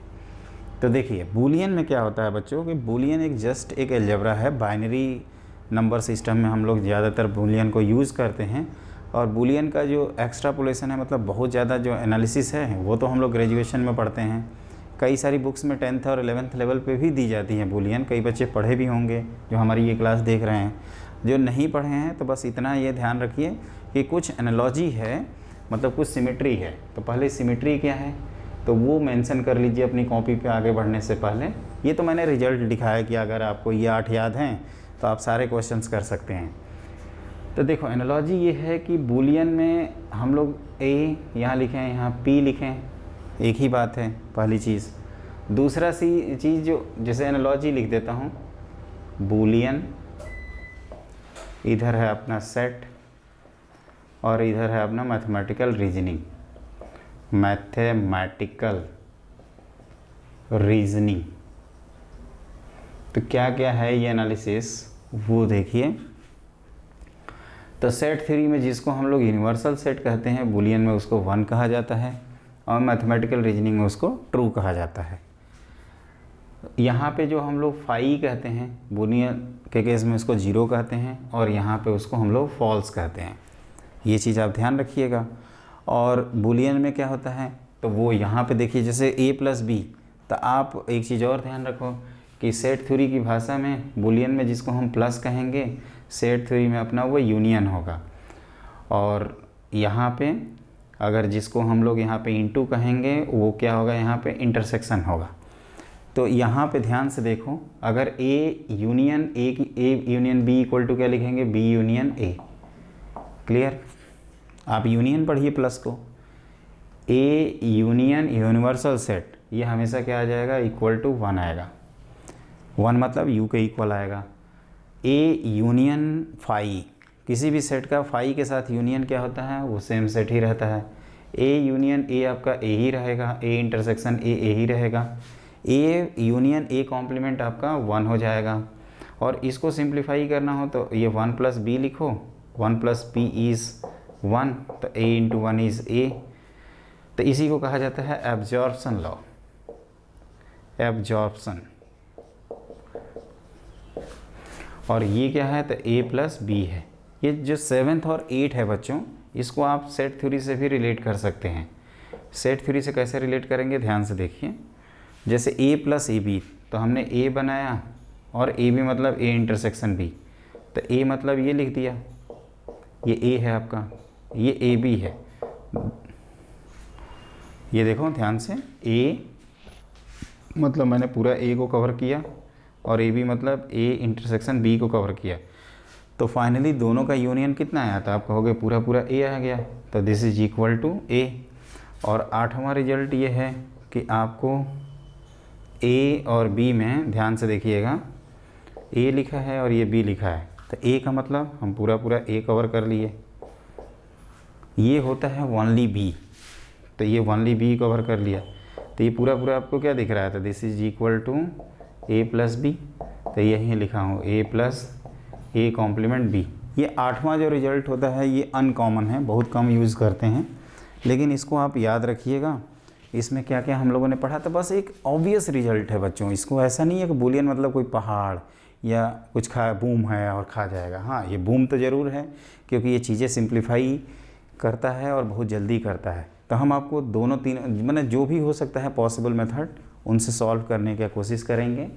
तो एक बार फिर से पढ़ते हैं, A plus B, B plus A के इक्वल होता है, A union B equal to B union A union universal set equal to universal set, A union phi equal to A union A intersection A plus A complement 1, और ए plus A B ये ए होता है, और ए plus A complement B आपका ए plus B के equal होता है।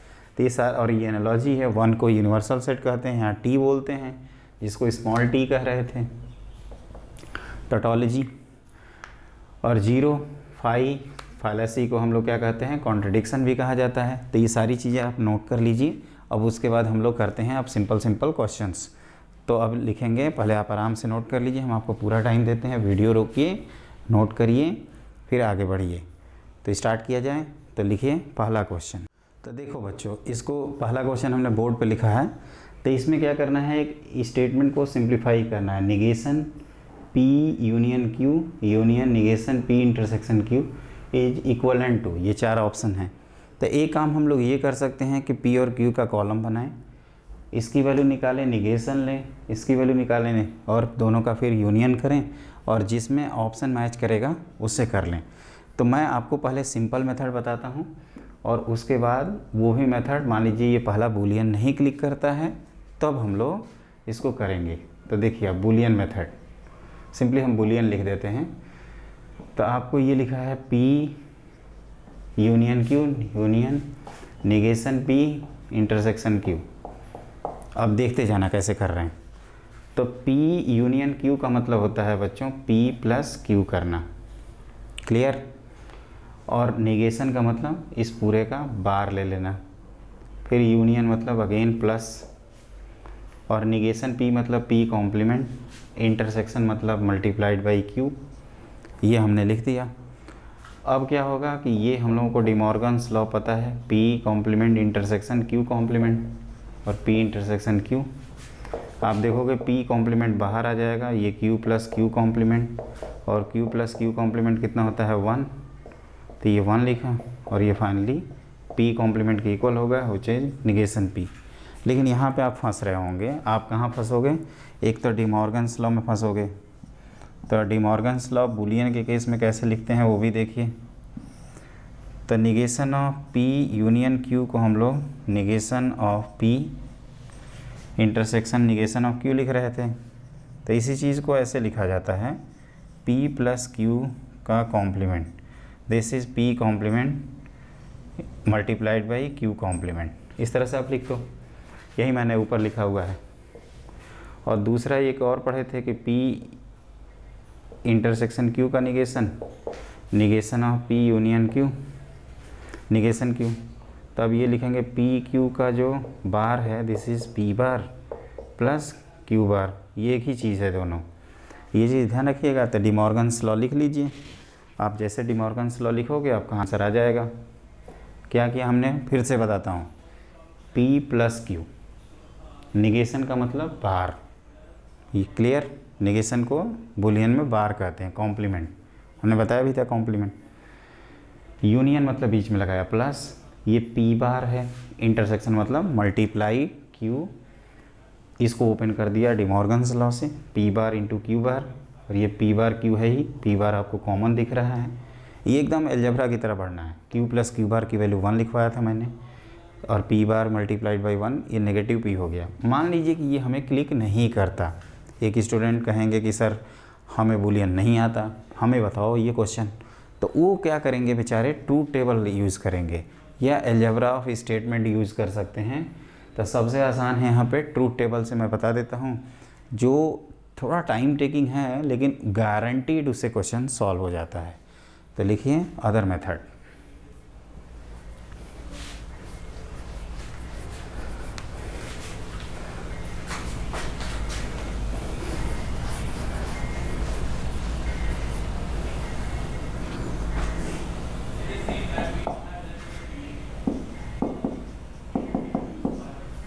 तो हम लोगों ने पहले मेथड से आंसर बी पार्ट ला रखा है।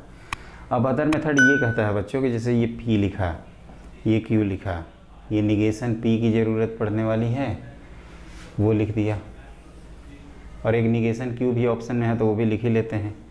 तो ये 4 पॉसिबिलिटीज़ बनाया। थोड़ा पेशेंस रखना है इसमें, जल्दीबाजी मत करिएगा। तो ये F F, F T, T F and T T. तो ये T T F F, T F T F. Clear? एक बार चेक कर लेते हैं। Double T double F, T F T F. ठीक है। अब पी यूनियन क्यू किया जाए तो इसका रूल क्या था कि हर जगह ट्रू होता था, एक जगह फॉल्स होता था। एक हो गया। इसका निगेशन लिया जाए तो आप कहोगे कि एक जगह ट्रू कर दीजिए, 3 जगह फॉल्स कर दीजिए। क्लियर? ये देखते जाना, आसान है, लल्लू पल्लू है। निगेशन पी इंटरसेक्शन क्यू लिखा जाए तो आप कहोगे ये थोड़ा बड़ा बड़ा करिएगा, तो आप negation P intersection Q, intersection इन दोनों का, तो ये लिखेंगे एफ टी। क्लियर? एक बार चेक कर लेते हैं। एफ टी नहीं, एफ ही रहेगा यहाँ पे, क्योंकि 2 अगर ट्रू और फॉल्स का इंटरसेक्शन क्या हो जाएगा, फॉल्स। अब हमें क्या करना है, इन दोनों भाई साहब लोगों का यूनियन लेना है। तो इन दोनों का यूनियन लेंगे, मतलब ये अपने क्वेश्चन का आंसर है, टी एफ और एफ। अब ये टी एफ एफ किससे मैच कर रहा है, तो आप कहोगे सर इससे मैच कर गया, तो this is equal to negation P. ये किसी एक से मैच करेगा। ये जो 4 है ना, यही चारों ऑप्शन में दिए हैं, और टी एफ एफ आप देख लीजिए किससे मैच कर रहा है, तो निगेशन पी। तो इसमें थोड़ा सा हमने टाइम ज़्यादा लिया बच्चों, लेकिन इस क्वेश्चन का एडवांटेज ये है इस मेथड का कि ये हमेशा सही होगा। बस आप ये रिक्वेस्ट है कि 2 का जब आए तो आप प्रीफर करिएगा कि अगर आपको बूलियन नहीं क्लिक करता है, बूलियन तो तब के लिए ठीक है जब से हमें 20-25 क्वेश्चन सॉल्व करना है, तो ऐसे बनाएंगे तो कॉपी भर जाएगी। तो उससे अच्छा है कि भैया बूलियन से ही मार दो। लेकिन एग्ज़ाम में क्या होगा, आपको और हमें पता है कि आपके सामने सिर्फ और सिर्फ मैथमेटिकल रीजनिंग का एक पेपर में एक ही क्वेश्चन दिखेगा एट मोस्ट मैक्सिमम। ऐसा नहीं होगा 10 क्वेश्चन आपके मैथमेटिकल रीजनिंग के आ गए। अगर ऐसा होगा तब तो आपकी चांदी हो जाएगी, सारे क्वेश्चन आपसे सॉल्व हो जाएंगे। तो बच्चों क्या करना, फिर आराम से वहाँ पे अपने से मेथड सुटेबल डिसाइड कर लेना, और दोनों मेथड में देख ही रहे हो, अगर खुद से करोगे ना तो 30 सेकंड के अंदर ही कर लोगे दोनों मेथड से। हाँ, इसमें थोड़ा टाइम लगेगा, मैं बार बार बोल रहा हूँ। तो इस तरह से हमने क्वेश्चन नंबर 1 कंप्लीट कर लिया, और जिसका आंसर है निगेशन पी। तो ये आप अपने पसंद से चॉइस रखिएगा, जहाँ ज़रूरत हो वहाँ आप कर लीजिएगा, है ना, ये आपकी चॉइस है। तो बच्चों मैंने क्वेश्चन नंबर 2 बोर्ड पे लिख रखा है, इसमें इस स्टेटमेंट को पहचानना है। वैसे इस मेथड को, इस क्वेश्चन को करने के अनेक मेथड हैं, मतलब एक नहीं कई सारे मेथड एग्जिस्ट कर रहे हैं। तो हम लोग पहला मेथड अटेम्प्ट करते हैं अपना बूलियन, फिर देखते हैं और क्या कर सकते हैं। बूलियन मेथड, तो बूलियन मेथड कहता है कि P intersection Q negation Q, intersection negation P union Q, इसकी वैल्यू बतानी है। आपका टोटोलॉजी है, कॉन्ट्रडिक्शन है, नाइदर टोटोलॉजी नॉर कॉन्ट्रडिक्शन है, कुछ भी नहीं है। वैसे ही चारों ऑप्शन में A B अगर नहीं होगा तो C और D में से देखेंगे कौन सा हो सकता है। तो देखो P लिखा, फिर इंटरसेक्शन का मतलब डॉट, ये क्यूब बाहर कर दिया, डॉट को आप चाहें तो दिखाइए ऐसे, फिर डॉट मतलब एक और प्रोडक्ट करिए, निगेशन P और ये प्लस क्या करेंगे Q के इक्वल। क्लियर। अब ये ब्रैकेट को ओपन कर देते हैं तो P बार इंटू Q बार प्लस Q बार। ये Q बार 0 होता है, P बार भी 0 होता है, तो 0 इंटू Q बार प्लस यहाँ पे भी P इंटू 0, तो ये फाइनली 0 के इक्वल हो जाएगा। और 0 मतलब contradiction C, which is answer number 2। Alternative ये भी कह सकते हो कि P intersection negation Q intersection negative P union Q ये दिया था। इसको हम लोग जानते हैं कि ये negative of P implies Q है और ये भाई साहब P इम्प्लाइज Q है। तो ये अगर ओवरऑल ट्रू होता है तो ये फॉल्स हो जाएगा और ये अगर ट्रू होता है तो ये फॉल्स हो जाएगा। मतलब ये कह सकते हो कि दूसरे की बैंड बजाने में लगे हुए हैं, तो ये कॉन्ट्रडिक्शन, क्योंकि इन दोनों में एट ए टाइम एक ही ट्रू होगा दूसरा फॉल्स हो जाएगा। तो इस तरह से भी क्लिक कर सकता है। और तीसरा बच्चों क्या बताया था दोस्तों, तो तीसरा मैंने बताया था कि इसका ट्रूथ टेबल लिखिएगा। तो यह आपका काम है ट्रूथ टेबल लिखना, पूरा का लिखना, तो लास्ट में पता चलेगा आपका FF आ जाएगा। तो ये आप करोगे ना, प्रॉमिस करो करना, नहीं करोगे तो कीड़े पड़ेंगे, करके रखना। ये करोगे, मैं मजाक कर रहा था बच्चों, डोंट माइंड, ध्यान रखिएगा। अगर आपने नहीं किया तो फिर समझ लेना, फिर मैं आऊँगा आपके पास। तो देखिए एक एक करके हम लोग क्वेश्चन चेक करते हैं। इसमें आपको दिया है which of the following is logically equivalent to P intersection Q। P intersection Q का मतलब दोनों का ट्रू टेबल, जैसे P इंटरसेक्शन Q का, और नीचे 4 ऑप्शन में जो चारों ऑप्शन के इंडिविजुअल ट्रू टेबल बनाएंगे और जिससे मैच करेगा उस ऑप्शन को टिक कर देंगे। तो मैं बुलियन से करने की कोशिश करता हूँ। तो देखो P इंटरसेक्शन Q, ये तो हमें पता ही है P Q होता है, क्लियर। अब A ऑप्शन पे आते हैं, तो P इम्प्लाई निगेशन Q लिखा है, तो इसको जैसे कि मैंने बताया था negation P union negation Q लिखा जाता है। तो this is P bar plus Q बार, ये तो ऑप्शन गलत हो गया। B ऑप्शन के बारे में बात करते हैं, तो negation P union negation Q, this is also P bar plus Q बार, ये दोनों सेम ऑप्शन हैं, गलत हो गए।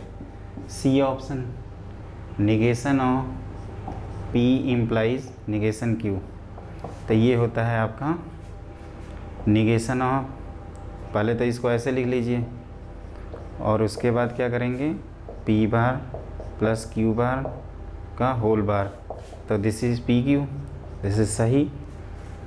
और लास्ट ऑप्शन में क्या है भाई, उसको भी कर ही लेते हैं। तो negation of negation P intersection negation Q, तो ये हो जाएगा P बार इंटू Q बार का बार, तो ये this is P plus Q, this is again wrong. तो देख रहे हो ना, मिनटों मिनटों में क्वेश्चन सॉल्व हो जाएगा। अब आप लोग सोच रहे होंगे कि ये क्या है भाई, तो बच्चों ये मैंने बताया था ना एक जगह पिछली क्लास में कि P इम्प्लाइज Q को इस तरह से लिखते हैं निगेशन P यूनियन Q, तो ये उसी का यूज़ कर रहा हूँ। इसका नेगेटिव और इसका यूनियन, तो इसको P बार Q बार लिख रहे हैं, हमें PQ चाहिए था। फिर यहाँ पे भी गड़बड़ हो गया, ये दोनों ऑप्शन सेम निकले। हाँ, इसका निगेशन करेंगे तो डिमॉर्गन्स लॉ से ये PQ आ जाता है, P इंटरसेक्शन Q। आप चाहो तो इसको ऐसे लिख ही सकते हो। और ये भी गलत हो गया, तो आंसर इज़ कहाँ गया, ये C ऑप्शन। तो इस तरह से हम लोगों ने क्वेश्चन नंबर 3 कर लिया। और जो हमारे बुलियन के अलावा जो ट्रूथ टेबल वाले स्टूडेंट हैं वो लोग क्या करेंगे, अपना सिर पटकेंगे ऐसे नहीं, क्या करना है, इसका ट्रूथ टेबल जानते ही हो, इन चारों के ट्रूथ टेबल बनाना और एक ऑप्शन मैच कर जाएगा तो वो ऑप्शन टिक कर देना और खुश हो जाना। उसमें भी टाइम उतना ही लगेगा। अरे कितना है, अभी हम जो कर रहे हैं वो 10 सेकंड वाला कर रहे हैं, आप जो करोगे उसमें क्या होगा 30 सेकंड लगेगा। 2 मिनट मिलते हैं ना कम से कम, टेंशन मतलब हो जाएगा। तो अब हम लोग करते हैं क्वेश्चन नंबर 4। तो बच्चों एक इस तरह का भी क्वेश्चन ट्रेंडिंग है जो कई बार आ चुका है JEE मेन में, कि आपको P implies Q union R की वैल्यू फॉल्स दी हुई है, तो आपको P Q R की ट्रूथ वैल्यू बतानी है कि ये ट्रू है या फॉल्स है। तो हमने आपको इसके बारे में कुछ लिखवाया है, ध्यान से देखिएगा। ये हमने मंगवाया था ना कि एक जगह ट्रू होता है जब पहला फॉल्स होता है, जब ये ट्रू और ये पूरा का पूरा क्या हो जाए, फॉल्स हो जाए। तो इसको ट्रू करने के लिए P अपना क्या होना चाहिए, ट्रू। क्लियर। तो इसको P हम डायरेक्टली ट्रू लिख देते हैं। और यूनियन फॉल्स कब होता है? जब Q और R दोनों फॉल्स हो जाएं। तो P Q R ये हो गया ट्रू और ये दोनों के दोनों फॉल्स हो गए। तो TFF ढूंढ लीजिए ऑप्शन में। तो ये ऑप्शन है नहीं, तो ऑब्वियसली कौन है? A option. तो इसमें बूलियन की कोई ज़रूरत नहीं है। आप सीधे सीधे क्या करिए कि सीधे सीधे आप इसको लॉजिक को याद रखिएगा और याद रखना P इम्प्लाइज Q तभी फॉल्स होता है जब P ट्रू और Q फॉल्स हो जाए। भूल गए हो तुम लोग, भूल गए ना, इतनी जल्दी मत भूलना। P इम्प्लाइज Q ही तो एक याद करवाया हूँ, बाकी सब तो एक्सप्लेन कर दिया हूँ बच्चों। तो इतना तो आप कर सकते हो ना, ज़रूर दोस्तों करोगे आप लोग। और आगे बढ़ते हैं, क्वेश्चन नंबर 5 करते हैं। तो ये हमारी तरफ से हो गया है ना, फिर से एक्सप्लेन करूँ? कई कह रहे हैं सर एक बार और बताइए। लो भैया सुन लो, मैं कह रहा हूँ कि P इम्प्लाइज Q, इसको Q डील करिए। तो ये फॉल्स स्टेटमेंट दे रखा है, तो इसका मतलब पहला ट्रू हो गया और दूसरा फॉल्स हो गया। तो पहला ट्रू से ये दो ऑप्शन तो रिजेक्ट हो गए ऑप्शन रिजेक्शन मेथड से, और दूसरे को फॉल्स करना चाहते हैं तो इसका मतलब यूनियन फॉल्स तभी होता है जब दोनों के दोनों साइमल्टेनियसली फॉल्स हो जाएं। तो Q भी फॉल्स, R भी फॉल्स, फॉल्स फॉल्स, इसमें क्या है? ट्रू फॉल्स है। ये गड़बड़ हो गया है। तो यही मैंने बताया है आपको। ओके, अब लिखिए क्वेश्चन नंबर 5।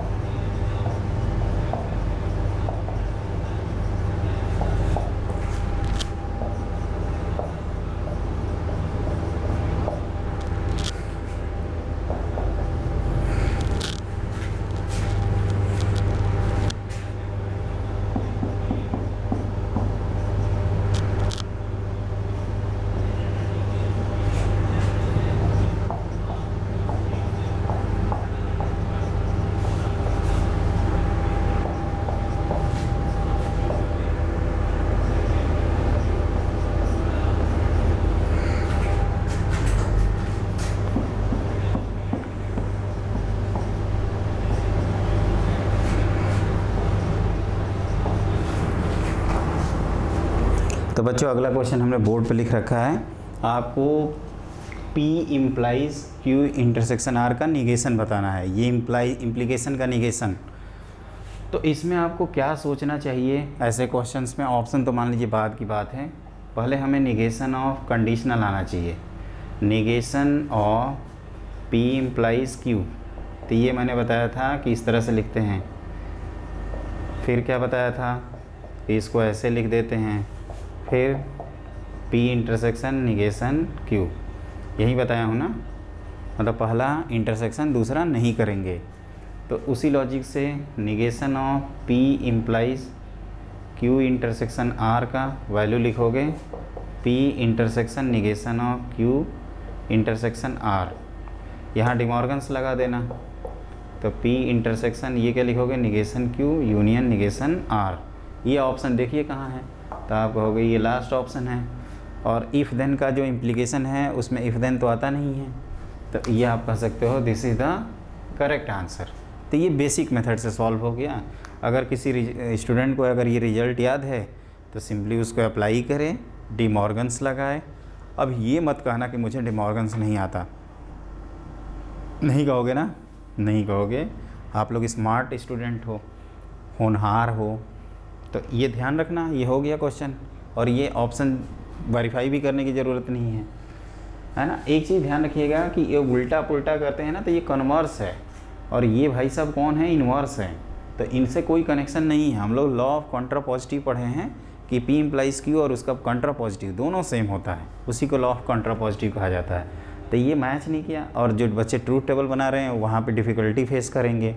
मैं भी पहले बच्चों प्रीवियस ईयर्स में बिना ट्रूथ टेबल के ही कराता था। लेकिन जेई मेन वाले देखेंगे तो सब तो डब्बा बना के क्वेश्चन सॉल्व कर ले रहे हैं बच्चे। ऐसा करते हैं 3 देते हैं, 3 का डब्बा मतलब 8 कॉलम बनाएंगे, 8 रो, तो उनका टाइम तो वैसे ही 2 मिनट वेस्ट हो जाएगा। लेकिन उनको क्या पता है, भैयों के पास बूलियन अलजेब्रा मेथड है, सिंपल अलजेब्रा मेथड है, तो इसे निपटा देंगे इस क्वेश्चन को। Everything is all right. 5वां क्वेश्चन डन। अब हम लोग करते हैं क्वेश्चन नंबर 6। तो देखो बच्चों, अगला वर्ड प्रॉब्लम है the negation of the statement if a quadrilateral is a square then it is a rhombus. मतलब ये आपका पिछले क्वेश्चन से ही रिलेटेड है। P इम्प्लाइज Q का निगेशन लिखना है। We already know that P intersection negation Q, मतलब quadrilateral is a square and it is not a rhombus. ये ऑप्शन टिक कर दीजिए, तो ये हो जाएगा आपका आंसर नंबर C। ये तो बेचारे वैसे ही चले जाएंगे क्योंकि इफ़ देन का इम्प्लीकेशन इफ़ देन में नहीं आता। इसी तरह से बहुत सारे क्वेश्चंस आपके जेई मेन में आए हैं। मैंने क्या कहा, ये चीज़ आपको ऑलरेडी बताई है। P इम्प्लाइज Q का नेगेटिव लिखना हो तो आप लिखिएगा P इंटरसेक्शन मतलब एंड नेगेटिव Q, मतलब Q का नेगेटिव लिख देना। तो इट इज़ ए रोम्बस मतलब it is not a rhombus, और क्वाड्रिलेटरल इज ए स्क्वायर, तो वही चीज़ है, ये quadrilateral is a square and it is not a rhombus. तो ये आंसर आपका सही हो गया। अब हम लोग करते हैं अपना नेक्स्ट प्रॉब्लम, क्वेश्चन नंबर 7।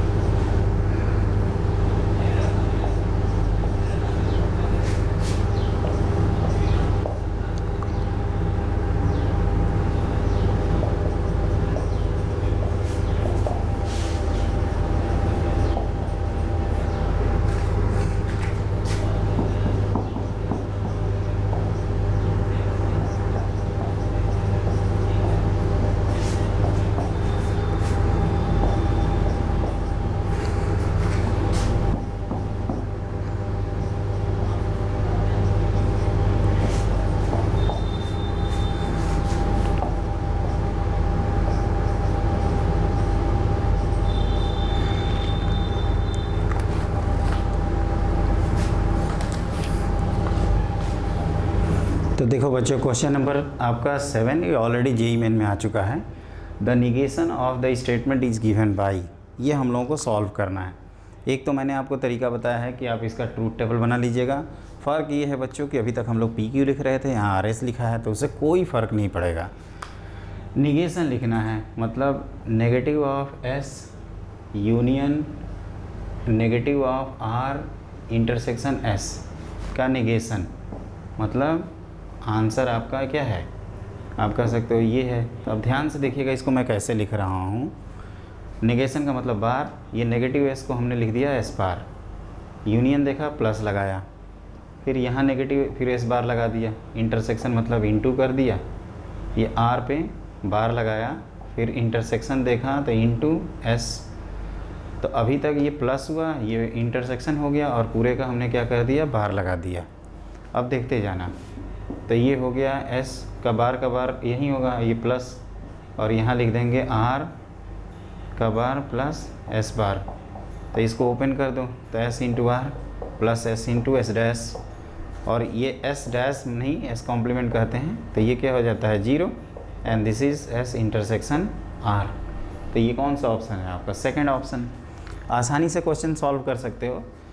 बस आप ये ध्यान रखना कि डिमॉर्गन्स कैसे लगाते हैं, वो सारी चीज़ें आपको याद रखनी है। यूनियन प्लस होता है बूलियन अलजेब्रा में, इंटरसेक्शन इनटू होता है, 1 को टोटोलॉजी कहते हैं, 0 को कॉन्ट्रडिक्शन कहते हैं। ये सारी चीज़ें आपको ध्यान रखनी होंगी। और देख ही रहे हैं लल्लू पल्लू टाइप का क्वेश्चन हो गया। अगर हम ट्रूथ टेबल बनाएंगे तो नो डाउट टाइम वेस्ट होगा। लेकिन एक चीज़ और, जिन बच्चों को ये चीज़ नहीं समझ में आता है उनसे आपसे रिक्वेस्ट है कि आप ट्रूथ टेबल से ही करें, जल्दीबाजी ना करें। अगर आप इस चैप्टर को पढ़ रहे हैं तो मैं कहता हूं कि हमारे दोनों लेक्चर पढ़ने के बाद आपका ये क्वेश्चन रिजर्व हो जाना चाहिए। रिजर्व का मतलब समझते हो ना, कि अब इसके बाद ये नहीं कि किसी और की क्लास लगे करने, तब तो कोई फ़ायदा नहीं है इस पढ़ने का। तो मैं चाहता हूँ, मैं इस तरह से बता रहा हूँ कि एक बार आप कर लो, कॉन्फिडेंस फील करो, बस उतना टाइम आपके पास होना चाहिए। अब बच्चों, 4 नंबर के क्वेश्चन के लिए हमारे पास अगर 4 घंटे नहीं हैं तो फिर हम किस बात की तैयारी कर रहे हैं, क्या तैयारी कर रहे हैं, खुद से पूछना चाहिए। तो ये हो गया हमारे तरफ से क्वेश्चन, तो बी ओके। अब हम लोग करेंगे क्वेश्चन नंबर 8। क्वेश्चन नंबर 8 बच्चों लिख रखा है, negation of P implies and implies by negative Q is given by. मतलब अब हमें इसका निगेशन लिखना है। तब देखते हैं किस मेथड से किया जाएगा, ये टोटोलॉजी है, क्या है, विच इज़ इक्वल टू।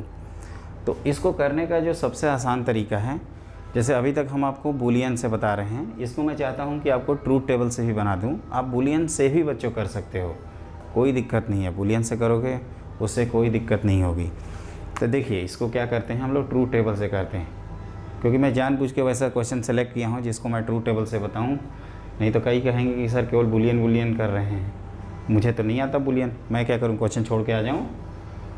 तो निगेशन P निगेशन Q, अब हमें ऑप्शन पता नहीं है तो उसी तरह से हम लोग सॉल्व करेंगे एक एक ऑप्शन को, क्वेश्चन को।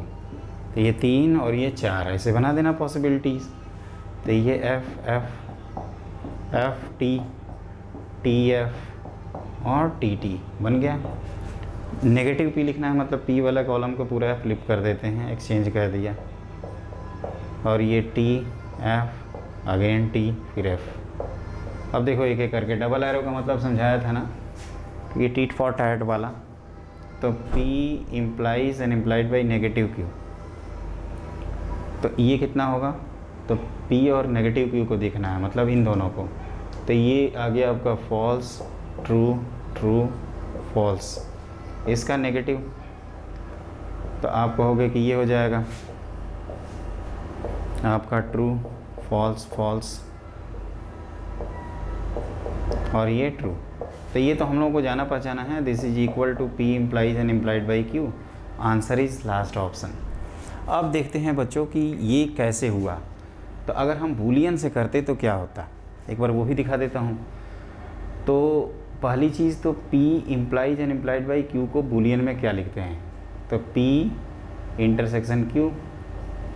पहले तो P इम्प्लाइज Q लिखिए और इंटरसेक्शन Q इम्प्लाइज P लिख दीजिए। क्लियर, एक एक चीज़ समझिएगा, इसमें थोड़ा सा टाइम टेकिंग है। क्वेश्चन हो चुका है आपका, तो ये आपने लिखा है। तो इसको मैंने क्या बताया है, निगेशन P इंटरसेक्शन Q लिखने को बोला है, और ये intersection negation Q intersection P। तो ये क्या लिखोगे, P बार और प्लस Q और इंटरसेक्शन Q बार प्लस P। तो ये आ जाएगा बच्चों P, आप ध्यान से देखना। तो ये आपका इन दोनों को मल्टीप्लिकेशन करेंगे तो PQ प्लस P बार Q बार आएगा। यहाँ तक आप मल्टीप्लाई कर देना, बाकी 2 टर्म 0 हो जाएंगे, तो वो गायब ही हो जाएंगे आइडेंटिटी लॉ से। अब क्या है कि जो क्वेश्चन है एक बार उसको देखते हैं। तो ये लिखा है negation P implies and implied by negative Q। तो ये क्या कर रहे हैं कि इन दोनों का प्रोडक्ट कर रहे हैं, PQ बार प्लस P बार Q, और उसका नेगेटिव लिख रहे हैं। तो ये हम लोग पढ़े हैं कि ये हो जाएगा पी बार प्लस क्यू बार, इसका बार हो जाएगा मल्टीप्लाइड बाई ये पी प्लस क्यू बार। अब ये चीज़ यही चीज़ लिखी हुई है ना, तो आप डायरेक्टली कह सकते हो this is equal to P implies and implied by Q, तो उससे भी हो जाएगा। वैसे मैं हमेशा इस क्वेश्चन में प्रीफर करूँगा कि ट्रूथ टेबल से कर लें और बूलियन से कर लें, दोनों में से कोई भी कर सकते हैं। हमने एक बार फिर से बता दिया, इसको आप ऐसे लिखिए, ये मैं सिखा रखा हूँ बूलियन में कैसे लिखते हैं, मल्टीप्लाई कैसे करते हैं। जो नेगेटिव लिखना है आप उसको लिख डालिए बच्चों, इत्मीनान से करिए, इत्मीनान से। प्लीज़ बच्चों आपसे रिक्वेस्ट है, कई तो ऐसे सिर खुजला रहे हैं, क्या करें क्या करें क्या करें, अबे क्या करें नहीं, क्वेश्चन कर, इंजॉय कर, सिलेक्शन ले यार, IIT NIT जा, इंजॉय कर, वहाँ पे जन्नत में जाओ, हो जाएगा ना। करेंगे तभी 4 नंबर मिलेगा, छोड़ देंगे तो ये भी गया आपका। तो हम कह रहे हैं कि अगर पढ़ रहे हैं तो पूरा पढ़ लीजिए, नहीं तो छोड़ दीजिए। तो कितने क्वेश्चन हुए अभी तक? 8। अभी कितने बाकी हैं? 2। तो एक सिंपल सा प्रूफ करते हैं, उसके बाद आगे बढ़ते हैं। तो देखो बच्चों, ये हम लोगों ने वैसे 10th क्लास में प्रूफ किया हुआ है, लेकिन इसको फिर से करेंगे। √2 इरेशनल है, तो जैसे कि हम लोगों को पता है क्या करते थे, बाई मेथड ऑफ कॉन्ट्रडिक्शन करते थे। √2 को मान लिया p बाई क्यू, जहाँ p and q are integers and no common factor, ये चीज़ हम लोगों ने मान लिया। फिर क्या करते थे कि इसी चीज़ को लिख देते थे p² equal to 2 times q²। तो ये चीज़ लिखते थे कि since p² is divisible by 2 and 2 is prime, तो ये तभी हो सकता है जब आपका p इज़ डिविजिबल बाई 2 हो। ये सब आप लोग पढ़े हो, दैट इज़ p को हम लोग क्या लिख देंगे, 2 टाइम c लिख सकते हैं। तो या c की जगह कुछ भी लिख दो, 2 टाइम्स आप r लिख दो या लैम्डा लिख दो, तो ये हो जाएगा आपका 2 टाइम्स करोगे तो 4 times λ² equal to 2 times q²। तो यहाँ से q² इक्वल टू 2 टाइम्स λ² आ जाएगा। तो यहाँ से भी q² 2 से डिविजिबल है और 2 आपका प्राइम है, तो ये लिख सकते हैं q इज़ डिविजिबल बाई 2। तो आप ये कह सकते हैं that is p and q are divisible by 2, which is a contradiction।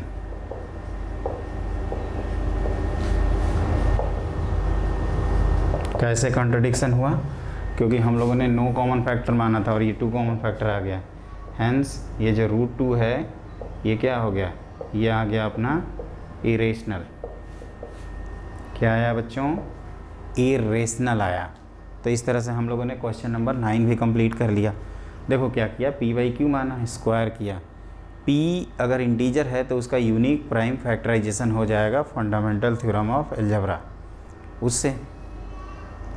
तो आपने उसको फंडामेंटल थ्योरम ऑफ अलजेब्रा से आपने उस q को p को प्राइम फैक्टर में ब्रेक करोगे, तो ये सोचो कि p इंटीजर है और बिना p में 2 आए हुए किसी अदर प्राइम से तो हम लोग 2 बना नहीं सकते।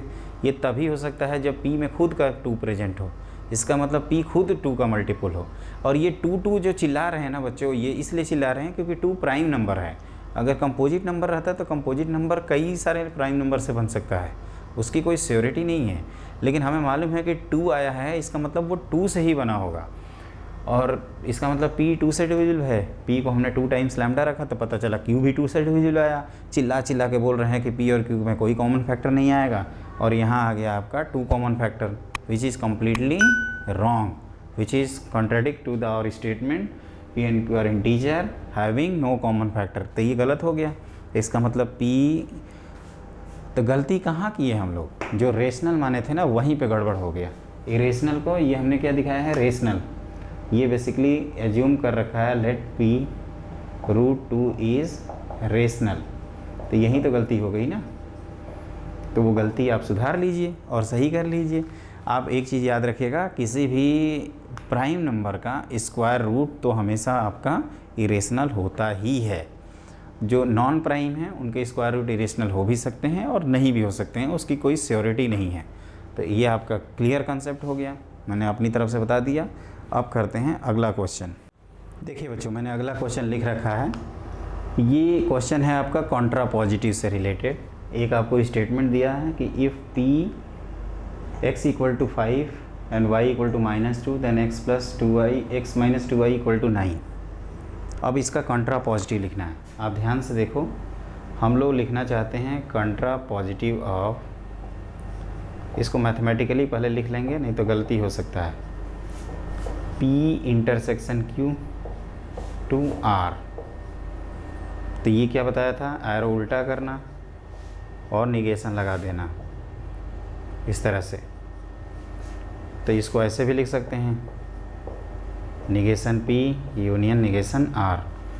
तो ये क्या लिखेंगे, if x minus 2y not equal to 9 और ये x नॉट इक्वल टू 5 और y नॉट इक्वल टू -2 और बीच में कौन है, और है।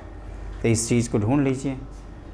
तो ये आंसर सही है, ये गलत हो गया, ये भी गलत हो गया और ये तो ऑब्वियसली गलत हो ही जाएगा।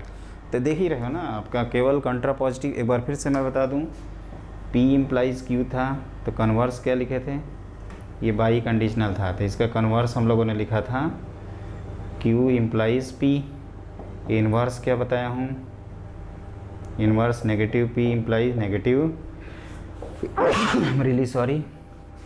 और कंट्रा पॉजिटिव, तो कंट्रा पॉजिटिव क्या बताया था जी, negation Q implies negation P। तो उल्टा उल्टा कर देते हैं इन दोनों को। तो इस तरह से हम लोगों ने मैथमेटिकल रीजनिंग के ऑलमोस्ट सारे कंसेप्ट कवर कर लिए। आपसे रिक्वेस्ट है कि आप पूरा क्वेश्चन आराम से पढ़ें, और अगर दिक्कत होती है तो डाउट पूछने से पहले मैं चाहूँगा कि एक बार लेक्चर को फिर से देख लें। और नोट्स तो बनाए ही होंगे, नोट्स बनाना बच्चों, और स्कोर करने का बस यही तरीका है कि आप नोट्स बनाइए, रेगुलरली रिवाइज़ करिए, क्वेश्चन की प्रैक्टिस करते जाइए और हमारे चैनल को सब्सक्राइब करिए और हमारे से जुड़े रहिए। बच्चों आज की क्लास के लिए बस इतना ही, लेकिन एक चीज़ ध्यान रखिएगा कि ये बहुत ही इंपॉर्टेंट दोनों क्लास है। अगर आपको सेकंड क्लास में दिक्कत होती है तो आप फर्स्ट क्लास देखें, मैं बार बार नहीं बोल रहा हूँ। और अब इसके बाद मिलते हैं जल्दी ही। Have a great day.